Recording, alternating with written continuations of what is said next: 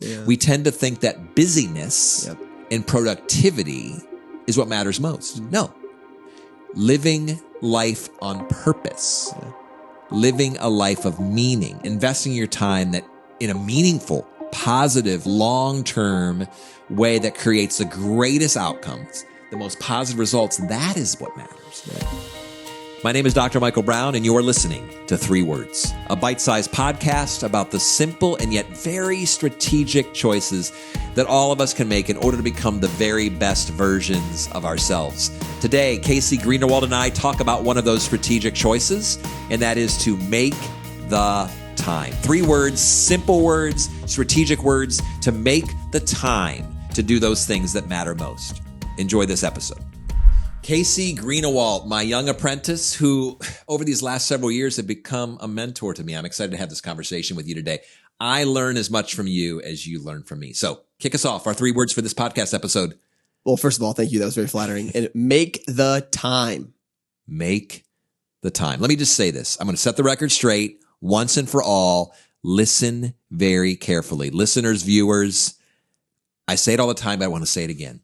You are not a slave to your schedule. Let me say it again.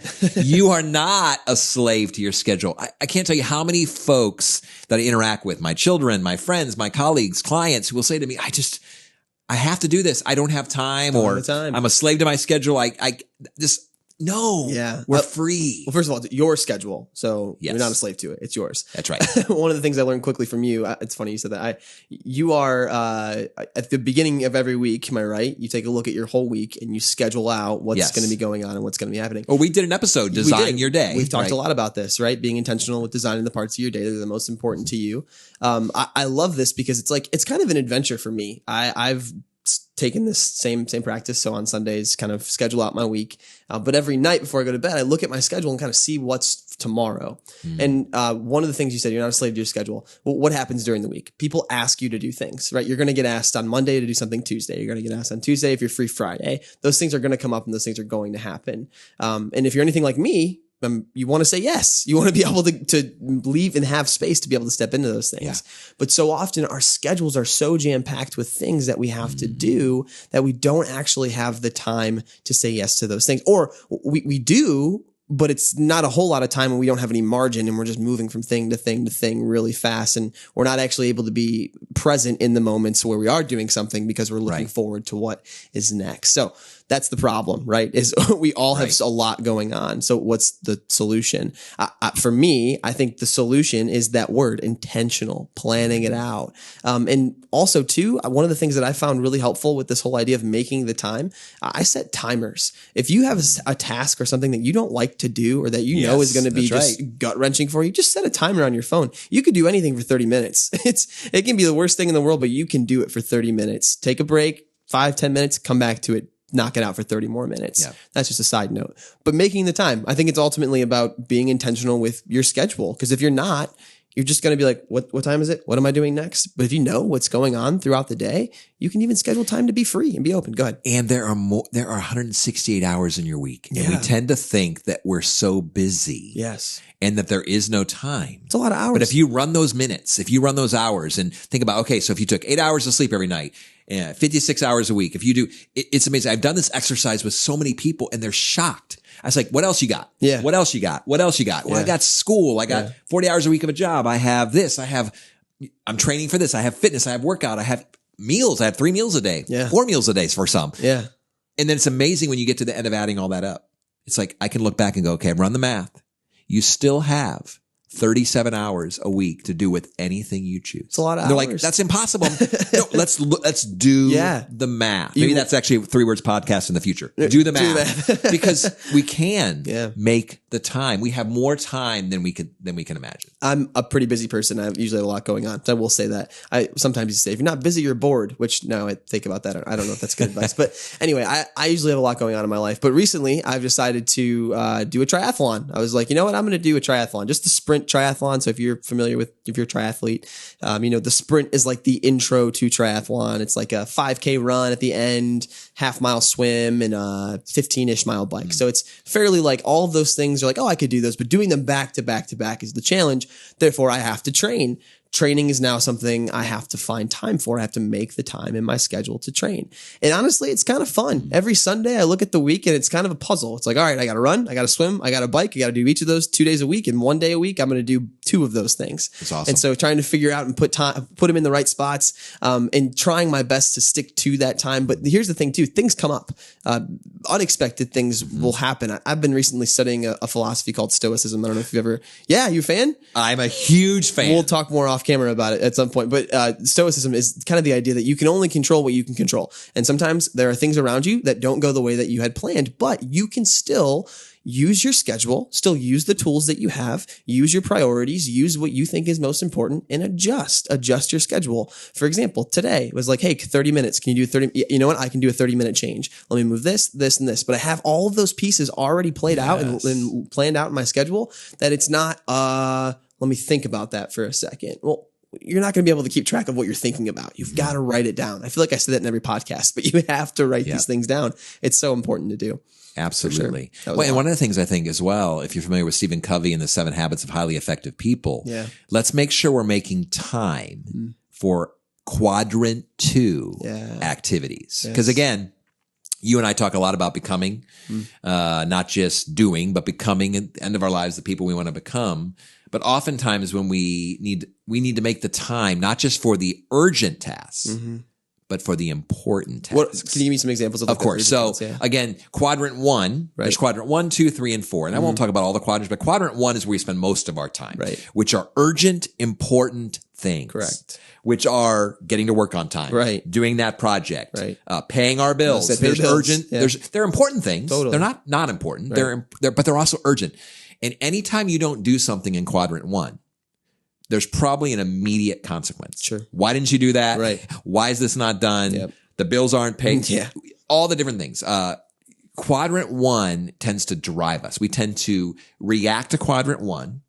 Quadrant 2, we tend to proact on. So Quadrant 2 is not urgent and important. It's not urgent and important. But typically, Casey, the things that are in Quadrant 2 are the most meaningful things. Journaling, rest, dates with that significant other, meaningful conversations with friends, connections with our family, financial planning. So Quadrant 1, pay your bills.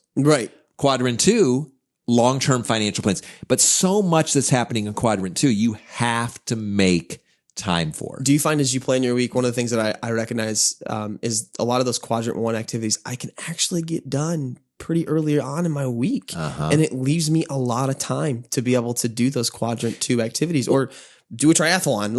And particularly for those of us who design our days. Design our week. So if you've not listened to Casey and I's previous podcast on Design Your Day, it's very practical.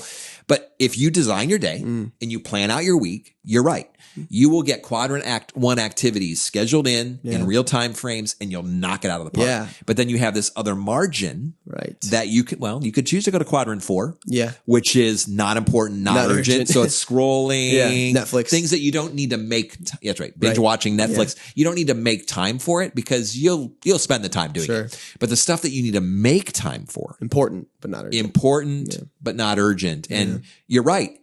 You're never going to get to Quadrant 2. The stuff that really matters if you are not able to manage and organize and schedule Quadrant 1. Growing up, I feel like I saw a lot of the adults around me consistently in that space. Like I feel like they were always like burning rubber, trying to move on. Like, got to make dinner, got to pay the bills, got to get to work on time, all of those things. And it's like, man, no wonder I see now a lot of those same people living in a space where they have regrets, which we've also talked about before because they didn't take the time to plan out their day. Because when you get those Quadrant 1 activities done, it is even some of the younger people that I work with, and I'm younger, but we have some younger staff who are in their early 20s. And I see that's their biggest struggle is they are struggling to get the Quadrant 1 activities done. And my advice is always like, are you scheduling out time to do that? Or are you just hoping that you're going to find some margin throughout your day to get those things done? Because things are going to come up and they're going to feel urgent and they're going to feel important. And that's going to fill your time. And then you're going to be like, I didn't get any of those things done I really wanted to get done. Well, in the generation you talked about, the older folks, that's me. Well, and this is the thing. Generally speaking. But here's what's sad about that. And let's go a little deeper on this. The reason that we talk about, I'm doing this, is because we wear it then as a badge of honor. Yeah. We tend to think that busyness and productivity is what matters most. No. Living life on purpose, living a life of meaning, investing your time that in a meaningful, positive, long-term way that creates the greatest outcomes, the most positive results, that is what matters. Right. But I think the reason that we tend to think, well, that's it. We like to be told, we like to have the reputation, she's a hard worker. Yeah. He's a hard worker, right? Yeah. But what if I'm working hard on the wrong things? And again, this isn't my quote. I've heard it somewhere. Don't even know who to attribute it to, but how sad it is to climb the ladder of success your whole life, only to realize at the end of your life that the ladder's leaned against the wrong wall. And I think that's what we're seeing with a lot of folks who just basically work without making the time within that 168 hours a week, making the time to do that, which is most important. So maybe a good next step for people listening is to just simply audit your time, to audit your week. Again, we talk about reflecting. It's really important to do. Reflecting on your time. Where do you spend time during the week? Look back at last week and say, okay, from Monday through Sunday, what did I do and where was my time spent? And then maybe the following week, you can plan out the next week and go, I want to spend time other places because I'm not seeing that time I'm spending pay off to what I actually want to see happen in my life. So maybe for some of you listening, maybe that's a good next step for you to do. Well said, my friend. Yeah. So again, for those of you who are listening, for those of you who are tuned in to our YouTube channel or a podcast platform of any sort, I want to just say to you today, never again are you to say to yourself or to others, boy, I wish I had time for that. Or I don't have time for that. Your schedule is your schedule. You are not a slave to your schedule. You get to decide. What choices you make in the 168 hours of your week. And our encouragement, Casey and I together, would be this: to make the time for those things that matter the most. Don't get to the end of your life with regrets. Don't get to the end of your life wondering, should I have, could I have, but actually make the time to do the things that, you're passionate about, that create the greatest sense of purpose, that include the most people and meaningful connections, because those are the things that most matter. I like what Casey said. Audit your week. Design your day. Make the time, beginning now. For life coaching, consulting services, or to hire a keynote speaker, please visit dmbcoaching.com.